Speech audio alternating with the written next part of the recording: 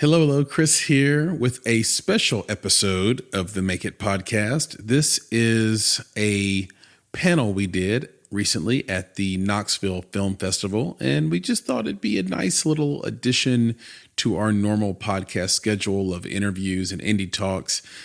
We were joined by the great Ava Leigh Stewart, and we were there to promote a new chapter in Knoxville for the women in film and television.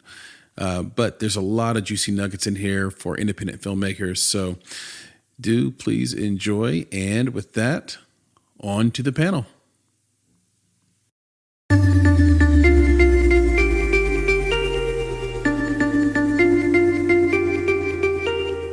You're listening to Make It, a podcast by Bonsai Creative that helps creatives in film get where they're going faster by sharing the advice, knowledge, and insights of professional creatives across the film industry. I'm your host, Chris Barkley.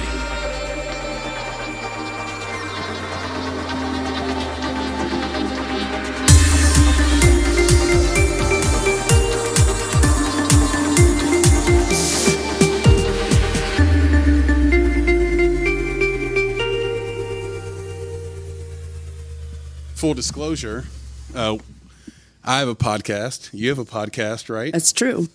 So this is one of those situations that you guys are so familiar with as filmmakers and creatives, which is you leverage everything. You use what you have and you don't waste opportunities. So figured I'd bring these mics and we did not have a pre-production meeting, so that's why I didn't know that it wasn't live, because we're doing it on the fly, which you do a lot of time in film too. This is true. So I'll start with introductions. Oh yeah, we would. Absolutely. Yeah. So I'm Chris Barkley. I'm the co-founder of Bonsai Creative. Bonsai Creative works in three distinct areas. We work in executive producing, advisory producing, and in thought leadership. For executive producing, we've produced 3 feature films, Another Version of You, Adult Interference, and All Light Will End, along with several other short films and comedy specials. We've advised dozens of films and productions. All those films are in distribution, so you can go and watch those today. That would be awesome. They're all vastly different. You know, one is a rom-com, one is I would say an 80s or 90s style comedy, if you like that. I love that. We don't get enough of that anymore. And then the last one's a psychological thriller. In the thought leadership space, we'll do panels like this throughout the year. We'll do keynote speeches. And most importantly, we do a 5-star podcast named Make It, Makeit. And we've had Keith McDaniels on that podcast here. And that was the beginning of what's been a great partnership so far. So if you love Keith and you love the Knoxville Film Festival, go to the Make It podcast and listen to our interview with Keith. It's really wonderful. But the podcast just started as a passion project for us, us shoving a microphone in people's face and asking them, what does it mean to you to make it? And that evolved into something really wonderful over the last year and a half that has gotten the lion's share of our attention of late. So I hope that's a decent introductory of myself. If I left anything out, I'm sure we'll fill it in as the panel continues. Lee? Well, I should say Ava Leigh. I'm Ava Leigh Stewart. A lot of people call me Ava Leigh or Lee. And I actually started out in the entertainment industry on the creative side. I worked at CNN and Turner Broadcasting, and I did production design. And then I moved into doing more producing and for the online networks at CNN.com. And then I ended up really loving producing it was CNN.com's first show. It was a broadband news network. And I was loving doing more television, like the whole thing with the writing, producing, and filming part. So I ended up going to film school in London, and I made my first film. It was called Keepers of the Gate. And then I went to Los Angeles, and I worked in the film industry there for a number of years. And I worked on over 50 films. I started doing in production design for film there because you got to get your street cred when you go work on LA sets. So I worked as a production designer, and then I ended up working as a producer on a film called State of Control about the humanitarian crisis in Tibet. And then I decided that I wanted to write because I always loved writing when I worked in the news. And so I wrote my first film, which was called South of Southern. And I've also written books and I write poetry, and I think I'm just that creative person. And I actually brought some free art today. So you guys have to listen very closely because we're going to give out prizes at the end. This is true. And this is a prize panel. And we should probably mention why we're paired together. And the reason we're paired together is because we are both on the board of Women in Film and Television in Nashville. You guys were trying to figure it out, right? So Chris is a lovely person to support women in film, and it's a great organization. I've been part of it for a long time, and we actually wanted to also bring up, we wanted to help start a Knoxville chapter. If anyone here... Hello, Chris here. This is a moment in the panel in which a young lady in the crowd in attendance is contesting whether or not we should be making a chapter or building a chapter for women in film and television in Knoxville, because she feels like she has already started the process and she will not let it go. I repeat, she will not let it go. And now back to the panel.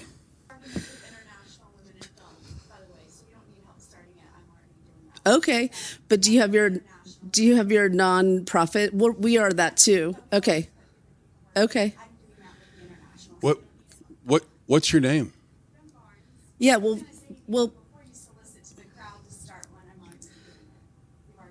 Okay, well, we were already starting the Knoxville Women in Film here too, but we'd love to speak.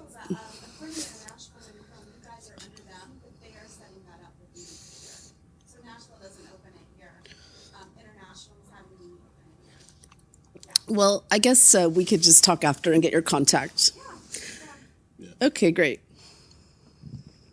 Did you want to speak? No, well, I mean, I just it doesn't. It's not about who's starting what chapter. That's actually any sort of like non-collaborative women in film efforts is not. It does not work. So the best thing that to do in terms of networking with women is, it's very important that everyone has common goals and you're trying to accomplish things and you're working together, and there's no reason for any sort of like anything other than the goals at hand that you're trying to accomplish.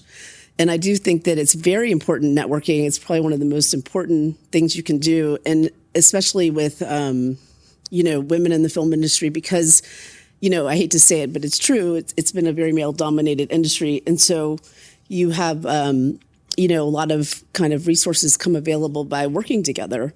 And it's a smart play. And it's a great way to meet like-minded people. It's a great way to, get in touch with projects you might be interested in. And I think that for me, it's, I'll be presented with opportunities that they weren't even in my kind of wheelhouse of things that I might have been thinking of doing. And someone says, hey, will you come to the Knoxville Film Festival and do a podcast? Sure. But these are because of, organizations like Women in Film. It's a great opportunity. Yeah, it is. And I would love to hear more about what inspired you to approach the chapter.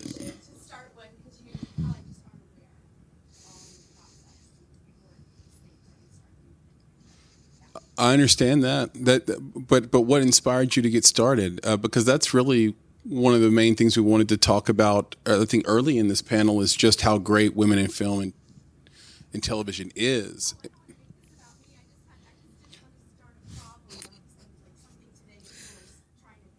We're collaborative. Yeah, we're collaborative. We're not here to start problems. We're here to create solutions. we want to hear from you. Well, we're certainly not questioning your credentials at all. Like we I thought you were going to mention something about WIFT and why it inspired you.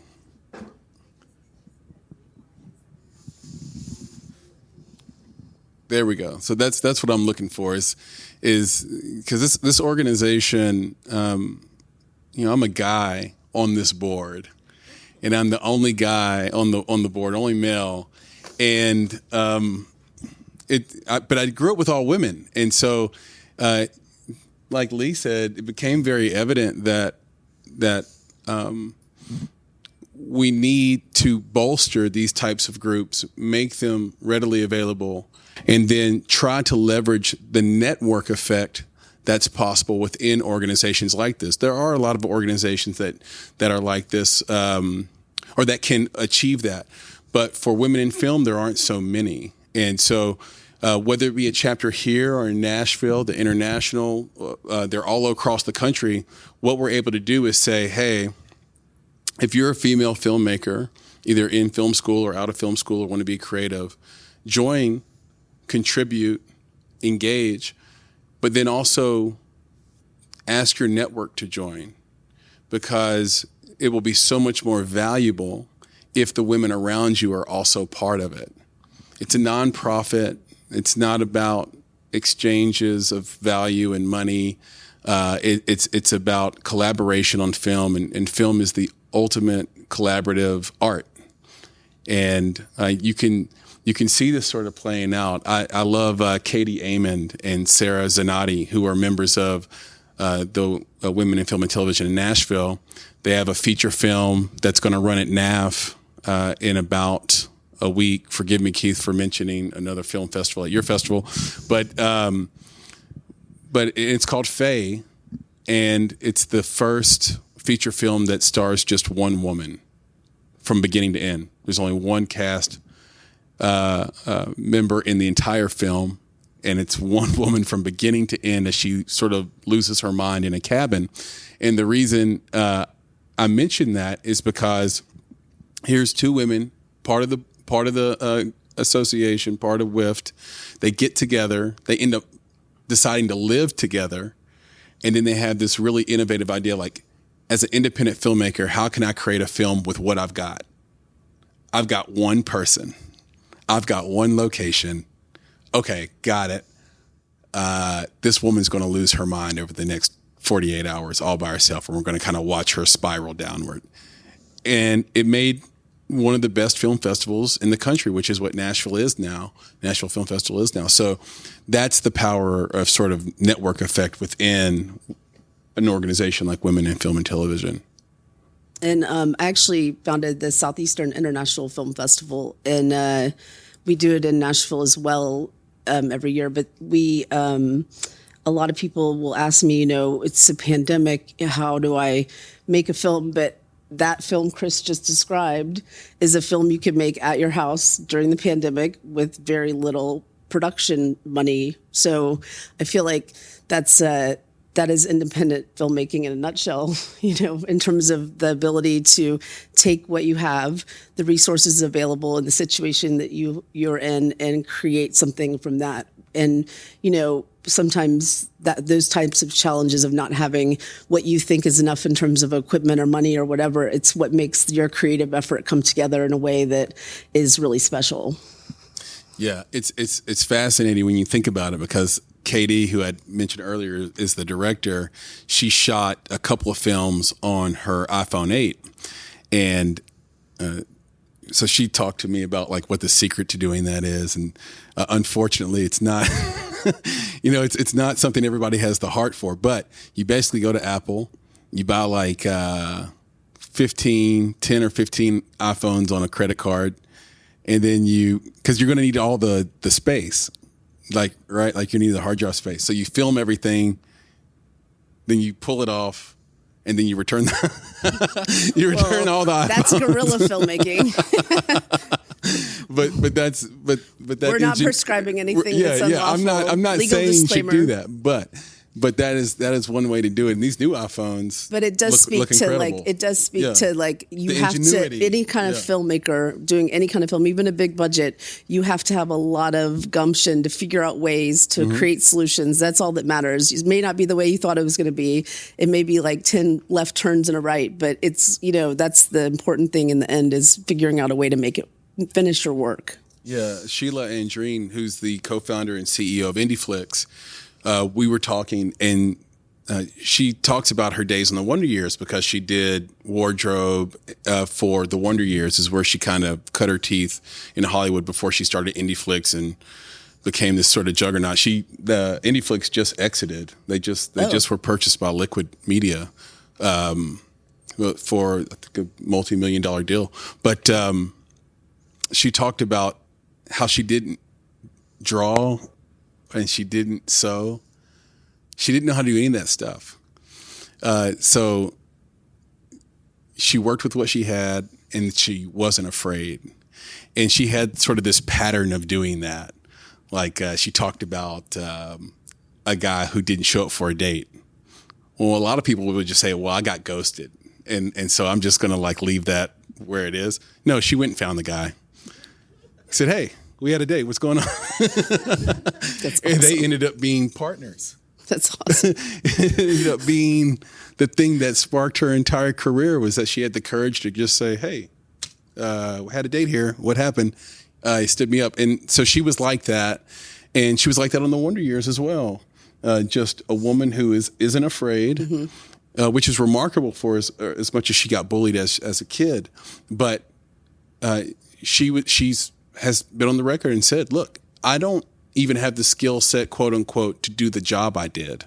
And I was nominated for an Emmy, but it was because I was there to do the work. I was humble, and I just went out and did it. And so it's a great lesson for indies. It is. And it's, your attitude, your perspective. When I look at a situation, I don't think, oh, we can't do that. I almost never, I don't really like to use, extremes like never, but I look at a situation, I say, how can we accomplish what we're here to accomplish, whatever it is? And I think that that's, in any task, whether I was mopping a floor or creating, a network, I feel like it's important to really just go for it in the same way. And that's what she did, It is. And it almost sounds cliche. Well, because it's true. People will say it, but when you're actually in that moment, the decision you make to go or to leave or whatever is really tough. It's a really tough decision to know what to do next and to have the courage to sort of walk into the fire. One thing that I'd like to do before we get too far into this, Lee, is just know who we're speaking to. It's very odd. It's a very surreal thing to, it never changes. Every panel I do, to sit down and then talk to people and you don't have any idea who you're talking to. So how many, just by show of hands in here, are in film school right now or went to film school?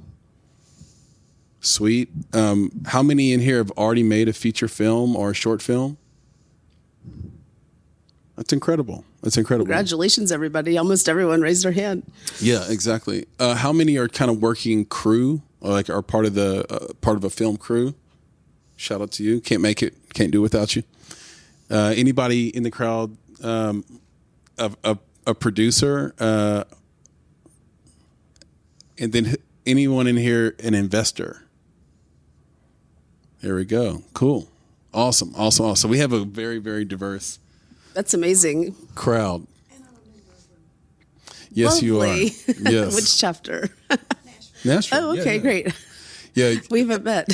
No, she's a celebrity in Nashville. Oh, okay. She's been in every short film that if a short film is being shot and it's going to be good. She's going to be in it. Yeah. I did a short film with Chris Winty called Mr. Johnson's Julius Caesar. And I think you were in that, right? No? I know you did that. Right, on the Hill Day. I thought you came in and did like a quick one scene where you dropped. I think you dropped off a casserole in that short. We called you last minute, said, "Hey, we need somebody to come drop a casserole off at the front door of this guy's house." Hello. Chris here again. That lady did not drop the casserole off in our short film, Mr. Johnson's Julius Caesar. And the person we're talking about is the one and only Susanna Devereaux. All right, back to the panel. Mm-hmm. And if somebody can do it, they'll do it. If they can't, they'll look for somebody else that can do it for you. Right. And that's what our communities are about. Like, what can I do to help you? Yes. It's not what can you do for me. It's like, what can I do to help you? Right. And I think, and that's what I love about women in film chapters across the world, because I'm part of the New Zealand one as well. It's like, what can we do to help each other? Yes. Yeah, and that's a great point, because being a nonprofit, the connections and the network are all at the state and level. So even though the individual chapters can be small, they have really long reach. I'm always floored by the people that are brought in. Like, what, we're screening Whitney Houston's documentary? How did we do that? Women in film. Bob Raines is great. He's accessible. Bill Lee is accessible, all because of the positioning of the organization as that nonprofit and being an organization for women in film and television. And so you really have resources that would be difficult for you to get on your own, but that you have absolute access to by being a member. So you're spot on about that. Well, I definitely implore male, female, join. Yeah. Well, and I've been in women in film for a long time. I was in the Los Angeles chapter, the Atlanta chapter, and now I'm in the Nashville chapter. So you can switch. It's not like you have a flag for each one and you can't switch. But it was in Atlanta, we had the opportunity to speak to the governor at the beginning of kind of the studios being built there, and it was really interesting to be able to have that kind of voice in that industry at that time. And in Los Angeles, working with they have the Women in Film, but they also have like the Femme Fatale organization that I had a film screen there. But they, when the pandemic happened, I was finishing a documentary and I needed to finish some licensing for some expensive songs that were really part of the story in the film. And they helped me to raise the money to be able to get my distribution done. So I feel like a lot of networking in general in this industry is so valuable in terms of what you can accomplish and what you can kind of be in the receiving end of just, unexpected opportunities. But I think that it was really, for me, I've always found value in being able to just speak to like-minded people, at a meeting. Just be, hey, what are you working on? What's going on? Because creative people, we all kind of, whatever area you're in, we all kind of share the same vein of kind of thinking about projects or different things. So it's just nice to be able to kind of see what happens when a bunch of really creative people get in the same room. Yeah, it's almost like an incubator. It is. It's the incubator concept. It's like a pre-incubator, just these organizations. But now I think it's people like with you joining and everyone, being part of it. I think that it's even more opportunity in the technological age because we can all network together and we can actually create even more interesting things than probably before. Yeah, it's a fascinating time because how does networking change during a pandemic? And how do you navigate? What was that? You don't have to wear pants, exactly. Although you should. But that one guy that got caught. You have no idea how wide your lens is. So just, careful. but yeah, how do you change during a pandemic? When will it end? When will we go back to doing things as we used to? Will there be a desire to do that? My experience so far has been that with, let's just call it Zoom networking. With Zoom networking, you can go really wide, but you can't go as deep. So, for example, if I wanted to get to know this gentleman better after this panel, I could take him out for a beer or a cocktail or lunch, and we could really get to know each other, and our chances of working together increase exponentially. And that was one of the best parts about going to a festival was that, you run into some executives, you meet some people, some creatives, some auteurs, and you take them out and get them drunk. And that is the best way to just start getting that honesty rolling and then figure out if you guys are compatible. But via Zoom, you don't really get that kind of depth because everybody has a voice. It's almost like being on Twitter, especially if the whole group's engaged. So it's like messages are pinging, people are jumping in. And so you can't really go deep, but you can go wide.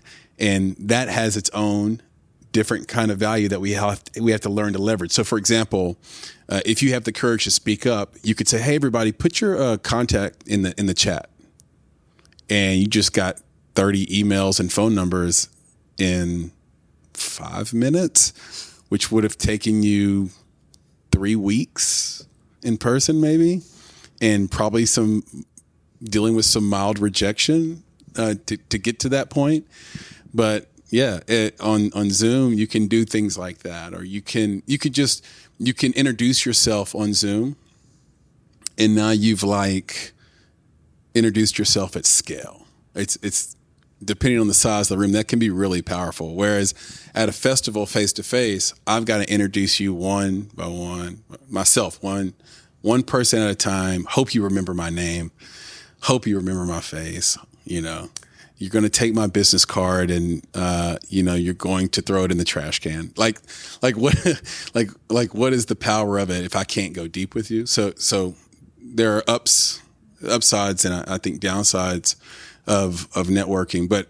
Well, and it's about discernment too. Yeah. I mean, in terms of like, I'm a filmmaker. I direct, write, and produce, and you have a different aspect of the industry. So my person that I might really connect with in terms of what we could do together is different. So, but it is nice to be able, especially with organizations that you join, you are able to, everyone's there to network. So they're very accessible in terms of if someone does something, you can contact them. And as you have this shared,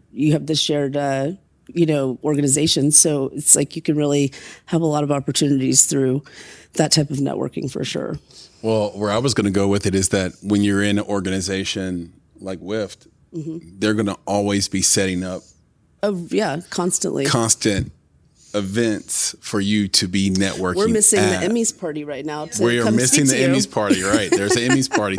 Just for example, it's a great point because most of us are in a situation where it's like, well, am I going to network via Zoom? Am I going to go somewhere face to face and try to go deep? But when you're part of WIFT, you're getting these at-bats all the time. Like, we're going to have this party, this gathering. I think Linda has something. Linda's the president of our chapter, something called, I guess, tea or snacks or lunch with the president or something like that. So and actually she's inviting the governor of Tennessee to one of those next month. So that's true. Because they're talking about doing film credits here and she wanted to be part of that conversation, which, who doesn't? Who doesn't? Exactly. So you get this opportunity to have these scheduled in-person networking events that it's immeasurable. You can't ever tell what an interaction is going to do for your life and how it's going to propel your life. You just have no idea. That the individual that got me into this business, some of you will know him right off the bat and others just won't, but that's okay. His name is Dick Gregory, and he was the first black comedian on a white stage. He was helped out by Hugh Hefner. And I met him while I was in college in 2000. And to be honest, I was told that this was an important person, but I didn't know who he was. I was a kid. I had no idea that Dick Gregory went to jail with Martin Luther King Jr. I had no idea that he ran for president in 1968. In one Pennsylvania. I had no idea that this person had such, this rich history. He spoke after the shootings and massacre at Kent State University. Wow. So I didn't know he had that background. And, fast forward 14 years and he's getting a star on the Walk of Fame in the twilight of his life. And who does he call up? Me and my partner, Nick, to come and help him get his star on the Walk of Fame, which launched us into the film business because our business was going to be publishing and tech because our degrees were in that. So I have a journalism degree and marketing degree, a double major, and my business partner, Nick, is a CS major. So, we love story all along. right? So you just don't know how these networking things are going to work if you have the patience to let things play out, because everybody's running their own race. It's right? so true. I was thinking about how I was doing a documentary. It's called Finster. It's about Howard Finster, a folk artist in North Georgia. And I ended up interviewing Amy Ray from the Indigo Girls. And her wife was pregnant, and she was the film teacher at the University of North Georgia. And randomly, because of the random kind of things that happen, they asked me if I would teach there for a semester while she was on maternity leave, because I happened to be in town at that time. And it's funny how things like that happen all the time with networking and working. You just get these interesting opportunities. But I remember I taught 4 classes in one day because they didn't have anyone and they wanted me to do it. So on Wednesday from like noon until 7 p.m. I would teach film history, film production, screenwriting, and advanced screenwriting. And it was funny because when I taught screenwriting, when you were talking about story, I said, okay, we're gonna do like a short screenplay, and they came back with the first ones, and probably 70% of them did not have an ending to their story. And I was like, wow, we're going to start here. But it was, what I realized is I continued to be in the creative fields since I was, very young, that everything's a story. And when I talk to even just musicians I've worked with the film festival, and they're talking about writing songs, a song is a story, and story has a beginning, middle, and end. And it's however you want to tell it. But it's really, in terms of a marketing campaign, it's a story. And the reason why humans kind of are reached by it is because you connect to it, because it has kind of a message, and that's our like communication, the core of us. So it's really interesting to me how, in the creative fields we have a lot of power, and today more than ever with all the platforms available, and all the different content that people need in different, like I remember teaching that class, it was probably 10 years ago. And I was talking about Vine videos, and I was like, you'll never know. You should really learn how to do short stories, because who knows where this is going to go. And look where we are today. That there's a whole network that just was created by Disney just to make short form content that's like less than 2 minutes, I think, or maybe it was 5 minutes, but it's very short. And then when you look at the way people use phones and different things, it changes all the time. So it's like we have so many opportunities now for so many different things. It's probably the best time in history to be in this industry, I think. But it's all about kind of being an entrepreneur, kind of like looking at it and saying, okay, how do I get in? What am I doing? What do I want to do? What's my passion? That's exactly right. Yeah.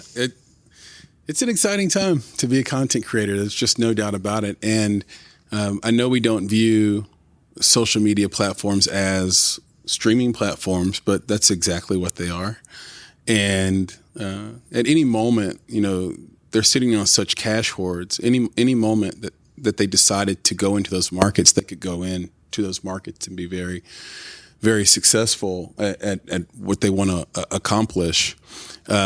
We've never had more deal flow than we have right now. So we get prospectus and scripts sent to us a lot. Now, unfortunately, Pareto's law still applies.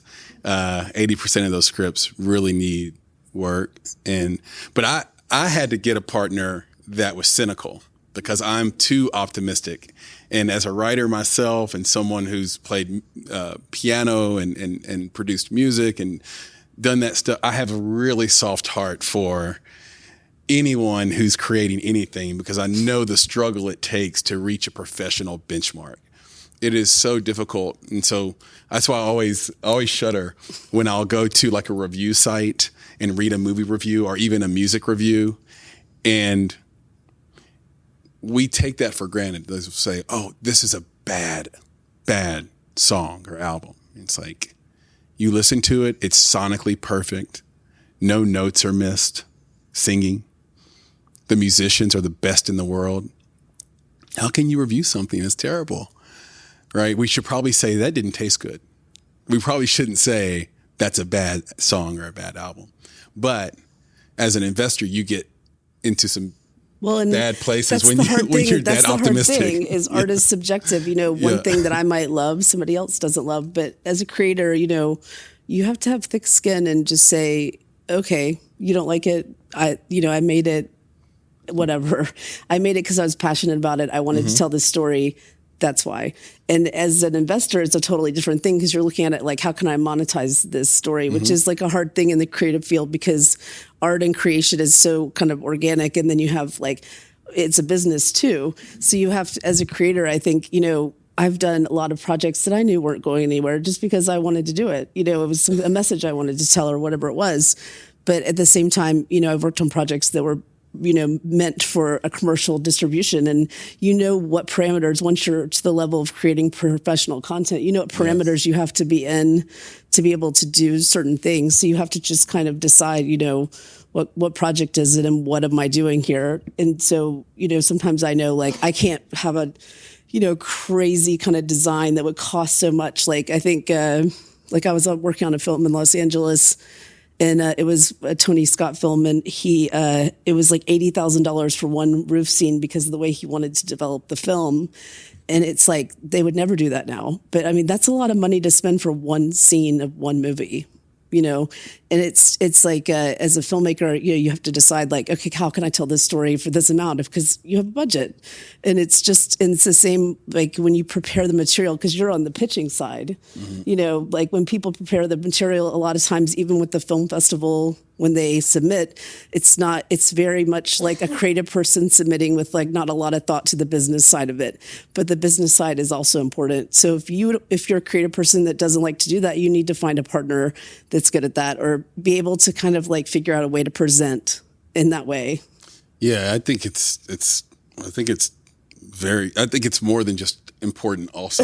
Like it's like it might be more than just important. It might be the reason why you're successful or not. Right, it's the whole thing, right? Because we would say if you make a film, if your feature film doesn't do well the first time, you might not get a second feature film. So that's kind of how that's a sad reality. Critical it is. It's just like when a journalist makes a mistake, their career is over. It's the same with the film in a way. And then right. Well, I guess it's the same sense of creative people. If you have a bunch of flops in a row, no one wants to give you money. So. Right. That's exactly right. It's the reason. So it's a tug of war between what the creative wants and what the bank wants. Yeah. And that's why Paramount has just decided they're doing IP only going forward. It's a really big blow to most creatives. Like, wow, really this big entire slates. studio is only going to do things that already exist in the world. It's almost like you would rather go and be an author and hope to get optioned than to be a screenwriter with something that's spec or new. So I think that's discouraging personally. I don't. Well, I mean, it's less of opportunities. Right. But it is a risk mitigation tool. But where I was going with the previous comment is to get, to take advantage of the opportunities that exist today because of what we were talking about. You really have to have strong answers to your why questions, versus, so let me just break that down. So 4 whys. Why is the most powerful question in the world, by the way. And if you ask somebody why 3 to 5 times, you'll get to the heart of who they are as a person. It didn't take a lot. 3 to 5 tops. You'll get to their soul, their intellect, their intentions, everything. So we would say, well, why you? So why would you make this film? Now, we get answers like, well, I wrote this screenplay in film school, and it did really well in a contest. It's been my passion project, and I'll do anything to get it made. I just want to see this get made. And you might say, dang, that's a pretty good answer. I mean, it's like, because I would view a filmmaker as a founder of a startup that I would invest in, right? Or want to work with. And it turns out that that's okay, but it's not a great why.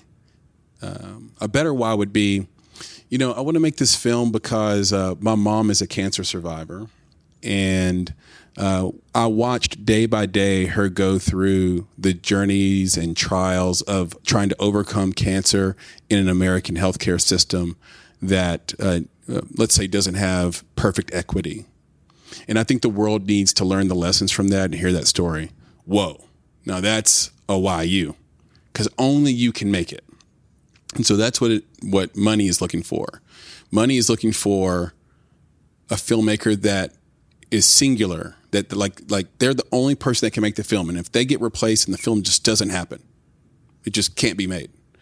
And then the second why is why now is this comes back to, there's a little journalism in this in terms of like the rules of what makes something newsworthy, but what makes something storyworthy and purchasable by a streamer like Hulu or Netflix or a distribution company is why now?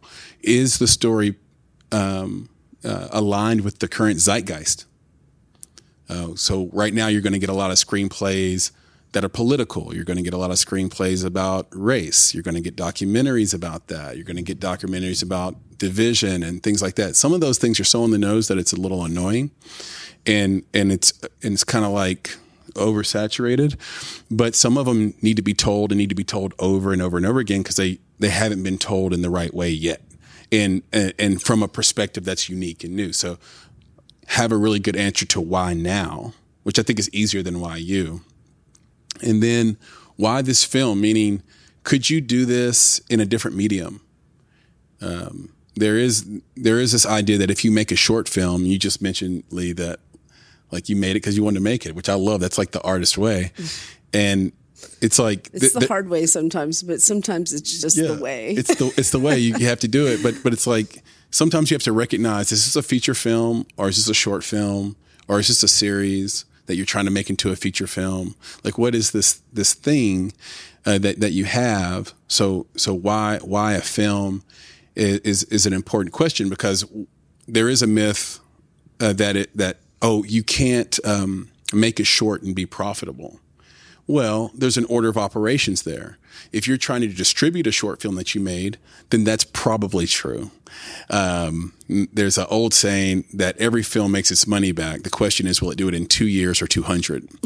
And generally speaking, it's a bad investment if it takes longer than 2 years to make your money back. But if you will get $15 in the mail for the rest of your life, potentially. So there's that.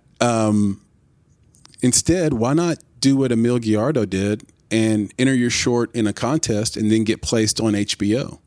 So now his short film is on a major streaming platform, basically through Warner Brothers, and everybody can see it. It's a powerful short film, and now he's in this group of Hispanic directors and filmmakers that's going to get put on the way that like a Lulu Wang got put on when she did a short film and took it to AFM and got the farewell.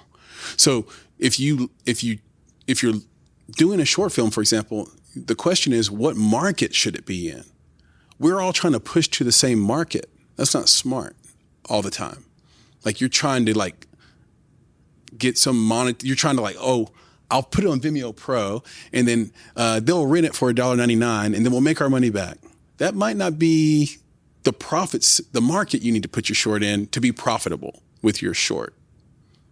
And so everything is that way. So why this film? And then the final thing, which is if you're asking for money for anybody, is why me? The truth about investment is I know you as a filmmaker want to make your film more than anything in the world. And so my check isn't special. It just isn't special. If Lee comes up and says, I'll fund that, you'll take her money and you'll leave me in the dust and my deal flow will be done.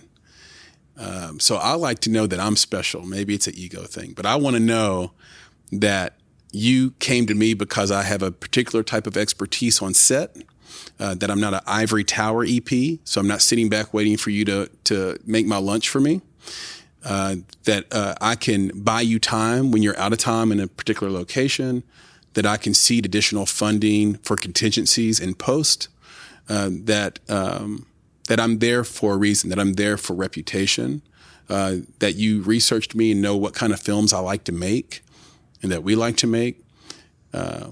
Those 4 whys will get your film funded if they're great. They really will. Even if you get a couple of no's, somebody's going to say yes, because if you have strong answer to those whys, that's the key.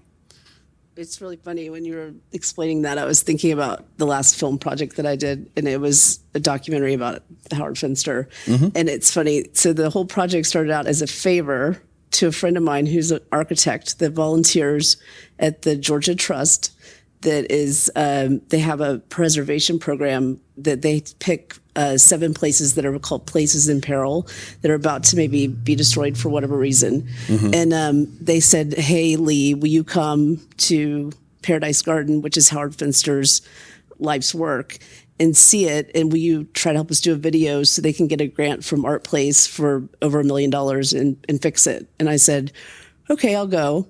And I went there, and it was completely overgrown with ivy. It was very, very, very dilapidated. And I was like standing there looking at it. And Howard Finster's, he used recycled art, and he was an outsider artist. So he used kind of like, equipment beds. Like it was just looked like almost like a junkyard. And I was just standing there, and I was looking, there's a toilet sitting on the ground in the stream, and he had dug the whole property out of a swamp and created canals. So there are all these different streams. And I was standing there looking at it, and the guy who was he was the director of the garden and the renovation. And he said, he was talking about Marcel Duchamp in the 1800s in France. He brought a toilet into the, I can't remember the name of the school, but that became a whole form of art. And so Howard Finster's messages were still being communicated, even though it was, in disrepair. And I just thought, wow, this place.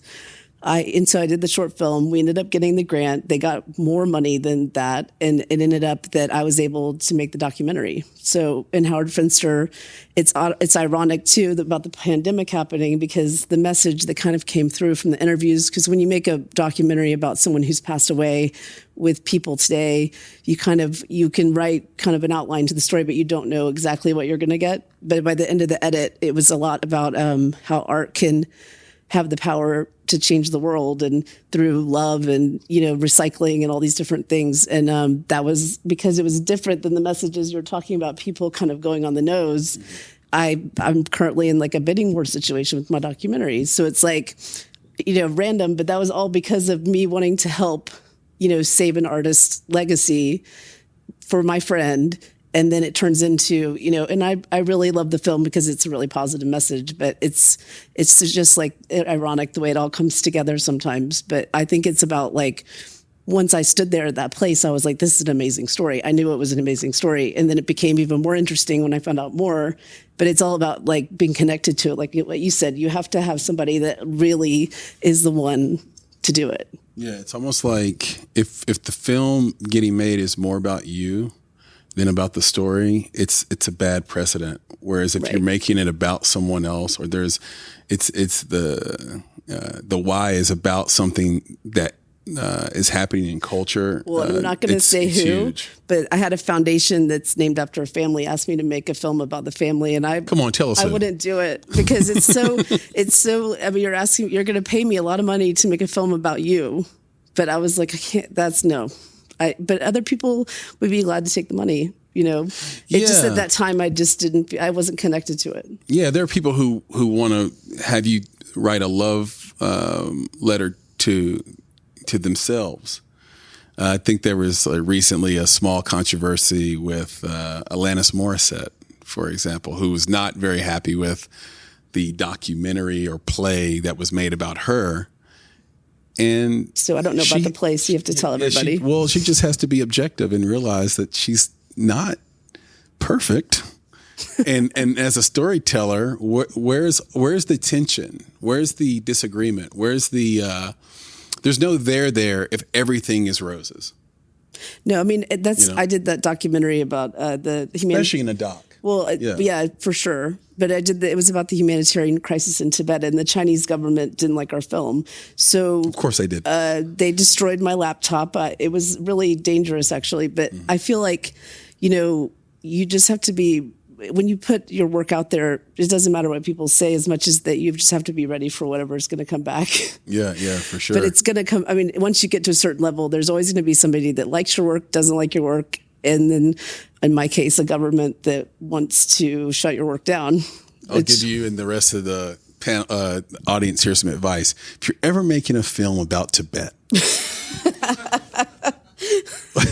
or anywhere that has an aggressive communist dictatorship type government, download an app called GPGmail It's That free. didn't exist at the time. It was 10 years ago. Well, it did exist 10 years ago, Oh, but did it? people didn't know about it. Okay. Sure would have but liked to have that. Gmail, and it encrypts all your messages.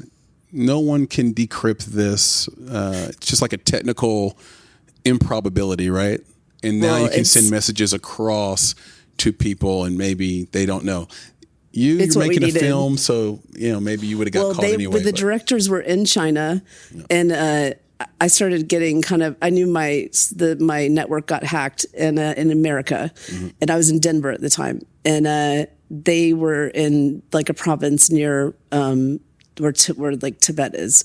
And they ended up, the Chinese government, when they were out, took all their computers, cloned all their phones, cloned their iPods, and they knew everything within 24 hours of them being there. And they got all the contacts and all those things and traced it all back to America and us. And so, I mean, it really was no joke. And actually, by the end of it, we had to airlift one of the directors out, that he was poisoned with strychnine in China. And so, but it was a really great film. It's very compelling because the humanitarian crisis is very serious there, and the Tibetans don't have a voice. And so we gave a voice to the disenfranchised, and it helped save lives. We helped to get people asylum here because of it. So I feel like it was worth it, of course, because we saved lives. But at the same time, it's a story that I feel like needs to be told, and it has longevity because it's a time in history. But it's, I don't know what I was thinking when, I was thinking about the Tibetans and the story and the disenfranchised, because as a former journalist, but at the same time, like, I love making a film about love and art next, because it's actually hard to make a film that's really hard hitting like that. Yeah. And it's great perspective for us that live in this wonderful free society that I think at times we can take for granted, not understand. Oh, we're so lucky. Not understand it deeply. There's a lawyer that works at filmmakers in Chattanooga named Kevin Christopher. And I think I've met him. Yeah, actually. and he's like only one of, I think, 6 B Corps in the state. And he has spent a lot of time in China.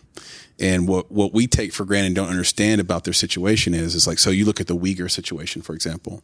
The citizenry has no idea that's going on. So we don't think about that. If you live in China, you have no idea that that's happening because you don't get that information. It is blocked from you. You have no clue it's going on. So we look at it and judge it, say, how could you stand by and like not have a revolution? What revolution? Like everything's because the Chinese government's philosophy is based on harmony. But if you take that philosophy all the way to the bottom or to the top, however you want to view it, what are the implications of trying to create perfect harmony? Whereas our society is about disharmony. And how does that work if you have disharmony, sort of people singing their own song, and what are the implications of that? There is no perfect ism. So it's all about philosophy when you get to the very top. We are 50 minutes into this thing, and I thought it'd be cool to see if people had questions for us. Whoa, that was fast. Yes.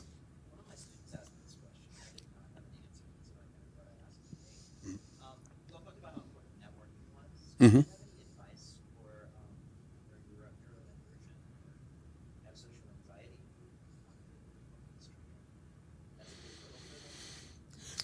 You want to take this? Well, I think you could start online, like with my film festival, for instance, we have like a networking group online and a bunch of different artists and filmmakers. It's art, film, and music together. But I feel like you could start with that. And maybe, if it's like anxiety for in-person, you could go with the Zooms and the competitor to Zoom. And what is it? There's so many.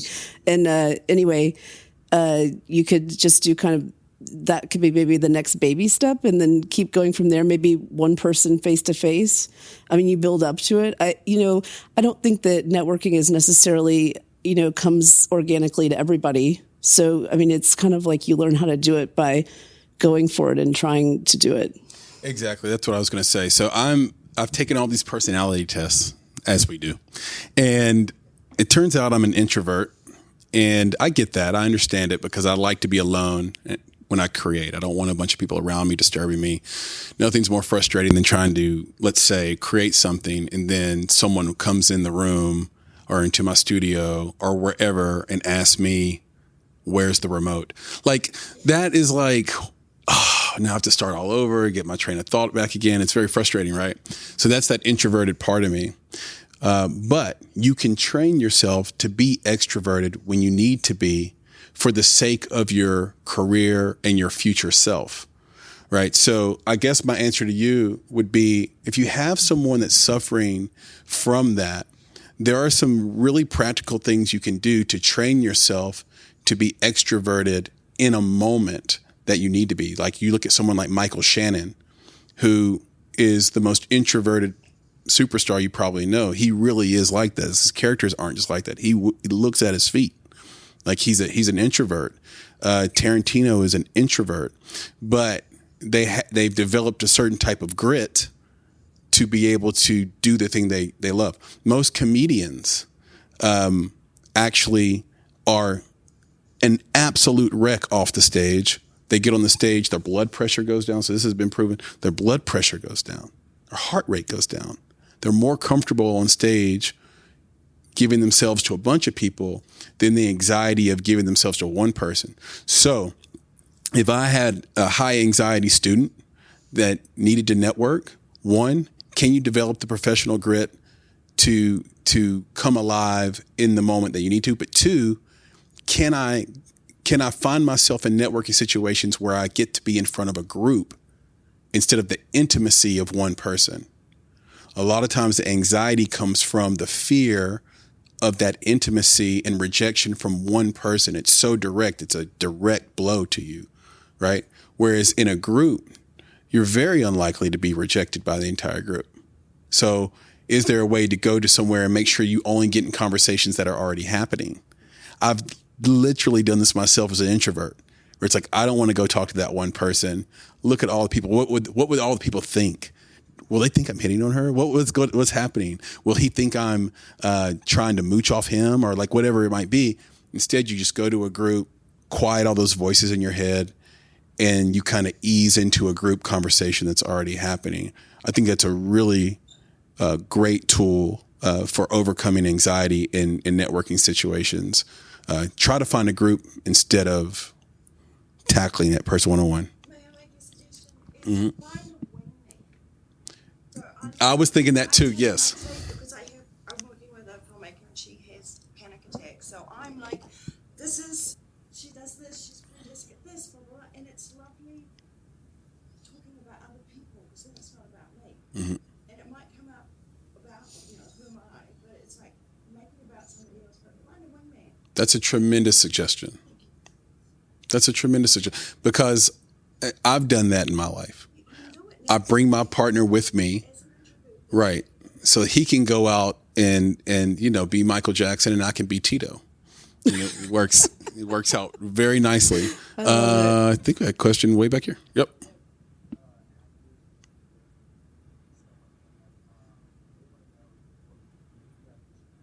Mm-hmm.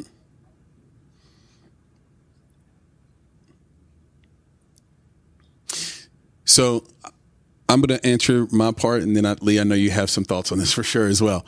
So we did a feature film with Mike Vogel and Kate Upton, and we did Kate's last feature film. And they didn't necessarily need to know that we had distribution before they signed on, but they needed to know that they were part of a film that had a great script and that was going to make them look good, and that they could, and that they could sort of call their shot on in terms of how they were going to work within the film, like how much publicity are they going to have to do, like things like that. Now, let's say you wanted to go get like Tom Cruise. Well, that would be a situation anyway where you would want to make sure you were in the black before principal photography. So in that case, what you do is you have to start with your director and producer. And let's say you're the director and writer, which is likely the case if it's an indie film. You need to really work hard to try to get a producer with a resume, and then have them at the very least sign a letter of intent, right? Or a letter of commitment. So they're on board. Then you need to go and spend the $15,000 and get a great line producer and get a great casting director. right? Those two things. So now you're starting to develop a team that can go out and start to sell into markets before the film shoots, right? And with a good casting director, there's a chance you could get a committed A-lister and then use that commitment, that letter, to go get funding from entertainment banks that put you in the black. Once you get that, then distributors will want to buy it in advance.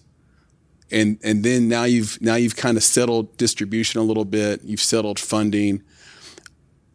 Now, I'll add the caveat of this. You might not want to settle on a distributor as an indie in advance unless it's like, you know, like a studio or a streamer that's going to produce it for you. So if you sell in advance to Netflix, they're going to go produce the movie for you and fund it. That's great. But if not, you want to kind of get the money first, get your investors paid off, shoot the film, and then, like Lee said earlier, maybe start a bidding war because the end product was so good and so aligned with the zeitgeist. So there's a couple of different routes to go. But in general, money doesn't like risk. So money shows up when risk is lowered or mitigated completely. That's mitigated through having people they know can execute on a film and can prove it. If that's not you, you have to get people around you that can do it and try to form a team with them to make films over and over and over again. Banks and investors love long-term players that play long-term games together. They don't like mercenaries. Mercenaries equals risk. Long-term players that play long-term games together. That's why I'm a big believer in, if you're just starting out, work for free. Because then you can be on someone's team and make movies with them for the rest of your life. And you will get paid so much more later just by making the decision to do great work for free. I've given the advice, Lee, before, to go to a 48. Go to your local 48. Find the films that really are bad in the area that you're an expert. Let's say you're sound. There's nothing that tanks a indie film quicker than having bad sound. It's like, okay. 200%. Right. So it's like, oh, I can help that film. I can help that filmmaker. They had a good idea. They didn't know how to do sound. Introduce yourself at the 48. They'll be there because they'll want an award or whatever. Introduce yourself. Say, I will do your next film for free. And then just kill it. Like, best sound they've ever had. You're getting that call every time, forever. So that's kind of my thought on that. Well, and I'll Lee? just add, that's a very good answer to the question. Okay, great. Keith? Well, we need to give away the art. It's okay to say, we don't have distribution yet, but maybe you would be attached, or just kind of, if your script is good and they like the project, a lot of times, it depends on the person and the situation. But I mean, don't be afraid to say, we don't. The reason why they would ask you that is because they want to make sure if they volunteer their time at all, or even if they're paid, that the film goes somewhere. And it's important for people with a higher level name for that reason. But, just be flexible about what your opportunity, what you can do. Yeah, because it works the same way as it does in your sort of social life and business, whatever. It's kind of like we'll always get asked to be the first investor in. Be the first investor in. And the reason they want that is because they know that if we invest, some other investor will be like, oh, those guys are smart. Everybody's running to the next opportunity. And everybody knows the opportunity is hidden under a rock. And they can't find it. Because if everybody can see it, it's not an opportunity. I own a real estate business and as well, and an investment business. And in real estate, for example, everyone thinks you go buy this house that's on the market and then you like renovate it and sell it. But the people who really do it, the big secret, it's kind of an open secret, is you never buy on the market. Everybody has that opportunity. You are patient and you find deals that are off the market so that you get incredible value for upside that's unbelievable. Right? So that's the same thing in film. It's like maybe you get someone to commit that isn't necessarily an A-lister, but like is a B-pluser. But that B-pluser knows that A-lister. They have cocktails together.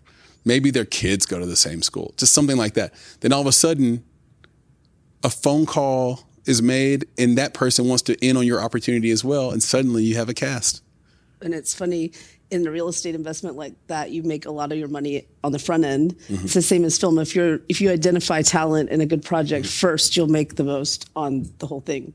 Yeah, I want to say in every feature film we've done, everyone in the cast knew each other, like just about. Like it was like, you're doing it, okay, I'll do it. Well, and I wanted to give away some free art to everybody. Yeah, we need to give away free art. So I had one good question that I can ask from our panel for everybody. So who remembers the name of the movie that you talked about in the very beginning by the female filmmaker with the female star? Ooh, that's a good question. That's going to be a tough one. That's really close. Fry is close, but incorrect. And it is just one word. What is it? We got over here. Hand up, hand down, hand up. It?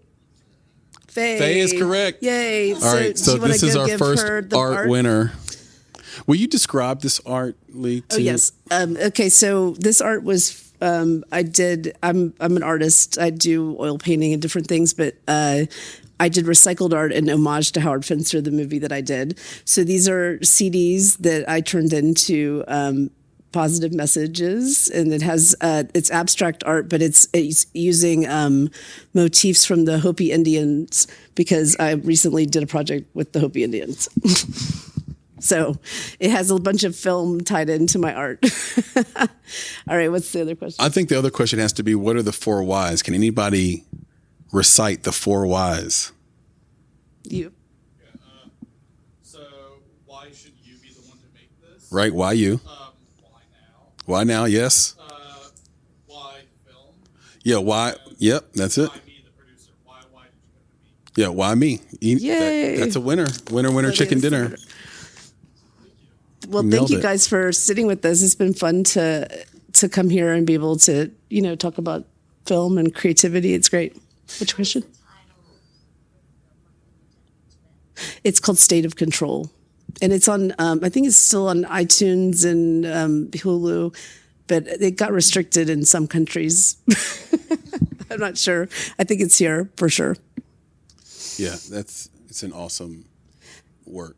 I'm really proud of it just because I lived, and I think it's a really compelling story. But it's hard hitting. Don't watch it thinking you're not going to be like, oh my God. It's not one to watch like just on a Sunday. If you have to pay attention. On the scale of Homeland. I mean, because it was real life, it was just, it was funny. There were black helicopters flying over my mom's house when I went to visit for Thanksgiving, and the neighbors called, and it was surveillance because of the movie, I think. But it was like, we had security experts, and it ended up that, I have an MBA in computer information systems, so I had a VPN router that I set up, and I was able to capture the Chinese IP addresses, and we took it to Google, and they did an analysis as part of the film. But it was very intense. But I'm really proud of the fact that we were able to tell the story, because it was really hard to finish because of the obstacles of having a government not want us to finish. Yeah, fortunately or unfortunately, my films are not that serious. But most of my films were not that serious either. That was just one. Yeah. If you want to watch another version of you, we call it the perfect date night movie. No one's going to be triggered by anything in the film. You're just going to leave there feeling really great. Like you're just going to leave there a believer in love. And boy, we need that. And then with adult interference, it can be triggering because it's an adult that curses a lot in front of a kid. But it's a comedy with a heart. It's a redemption story. And if you miss those comedies from the 90s that just didn't care and said what they wanted to say and followed people that seemed like they were more real and less political, you will absolutely love that as well. And All I Will End is about a woman who goes in and out of these fugue states. So she can't tell the difference between reality and not reality. So following along with that is a fun ride, and with a very big bang at the end for horror lovers as well. And I should mention as we wrap up, I'm incredibly transparent, or I attempt to be. And so if I'm not as transparent as you'd like me to be, let me know and I will adjust and change. But I have business cards up here that I want everybody to get until I run out of them. You are always welcome to reach out to me at chris@bonsai.film, which is on these cards. Please do reach out if you had questions and didn't get them asked today. You can listen to our podcast called Make It. It's everywhere you listen to podcasts. And you can go to our website and reach out to us directly as well at www.bonsai.film. So it's BONSAI. Some people spell it with a Z. It's an S. And I'm on Twitter at Flame in Your Heart, or you can just it's a triple entendre, or just search for Chris Barkley or Christopher Barkley, and I'll come right up. I'll be the cool dude in the trench coat. So that's. I feel like I might be older, but I was able to get Ava Leigh Film on every platform, so you can find me anywhere like that. I got lucky, Amazing. Or maybe it's skill, or I was just the first one. I follow you. Oh, good. I believe I follow you too. you. Yeah, I think we follow each other. AVALEIGHFILM, but I have some cards and stuff with it, so you guys can get those too if you want. So they run out. Yeah, I in the version of the world that existed in my mind, all of us in this room could work together in the future. So I hope that's the case. I feel the same as him. Anyone can say, "Oh, I was at the Knoxville Film Festival," which I personally love the Knoxville Film Festival because they accepted my first feature film to screen back in 2012. So I really appreciate everyone that has done the festival, and I really am glad to be here. Yeah, shout out to Keith McDaniel, who is the the epitome of an independent filmmaker. So, well, thank you guys for coming out and supporting art and artists and film. It's really great that everybody can be in person this year. Yep. Of course. Thank you. Hope you enjoyed it. You've been listening to the Make It podcast. To find out more information about this week's topics, including links to relevant blog posts, projects, and indie creatives, please visit our website at www.bonsai.film. If you haven't already, you can join our podcast community on Apple Podcasts or the podcast app of your choice by searching for Make It Bonsai Creative, and the show will pop right up. You now have the opportunity to support the production of this podcast. If you love Make It and are a true fan of what we're trying to accomplish in the indie film community, please visit www.bonsai.film and click Contribute. Contributions start at only $5 monthly. You can follow us on Instagram and Twitter at _Bonsai Creative, and on Facebook by searching for Bonsai Creative. You can provide feedback to us via email at contact@bonsai.film, and you can follow me, Chris, on Twitter at Flaming Your Heart. That's FLAMEINURHEART. And of course, if you're looking to take a big step toward your filmmaking success, go to www.bonsai.film and click on Services to explore a variety of offerings, from keynotes and panels to pitch readiness assessments and so much more. You have everything to gain. Until next time, be better, be creative, be engaged, and thank you for listening.